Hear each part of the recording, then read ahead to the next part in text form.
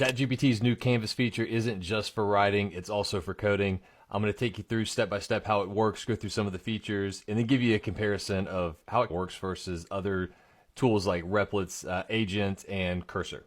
Let's check it out. All right, let's do create a budget tracker web app. All right, you can see it is popping out the canvas now. It's creating the code. So it's giving us the code. It says this simple budget tracker allows users to add transactions with descriptions, values, classifying them as either income or expenses, and a few other things. So you can see the code here. The new functionality we get with Canvas is right down here. So you can do code review, port to a language, fix bugs, add logs, or add comments. Let's start by adding comments. All right, so we're gonna hit that. Hit the plus sign there, and you can see it's running through now and adding a few comments there. You see the comments coming through in green, kind of giving you a description of what the code's doing to make it easier to understand what the code base is trying to do. All right, let's take a look at fix bugs. We're going to have that execute, so it's going to run through and provide a review. And let's see if it finds any bugs along the way.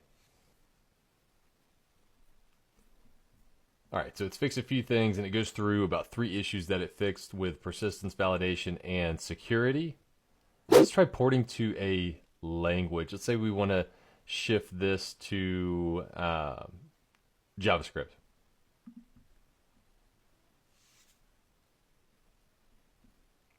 And then it's updating the whole code base to a different language. This is kind of cool, and it gives you a look into the future of what's potentially possible when you're switching from a different code base, you're changing from something to something else. This used to be extremely painful in the past. It's now doing it very quickly. Obviously, this is a very simple example. Doing this with a larger code base is a whole nother type of exercise. And last up, let's look at the add logs feature. All right, so it's come through and added some log statements throughout the code. And there was one more, the code review. Let's check out code review, see what it gives us reviewing the overall code. All right, so it left a few suggestions to improve quality, focusing on enhancing performance and avoiding potential security issues. So that's Canvas for coding in a nutshell right here. Here's the main issue though, right? You have to take this code and then put it into an IDE, whether it's Cursor, Replit, or you're just in VS Code, but that makes the interaction difficult. While the functionality is nice here, it's a nice improvement over what it's had, and ChatGPT 4.0 is really good at coding. You still need that back and forth. It's probably just easier using one of these large language models in an actual IDE because everything's there. This is, I think, the first step of OpenAI and ChatGPT going down that route. It's still not even as similar as like Claude Artifacts, where you can get the web view of what you're building.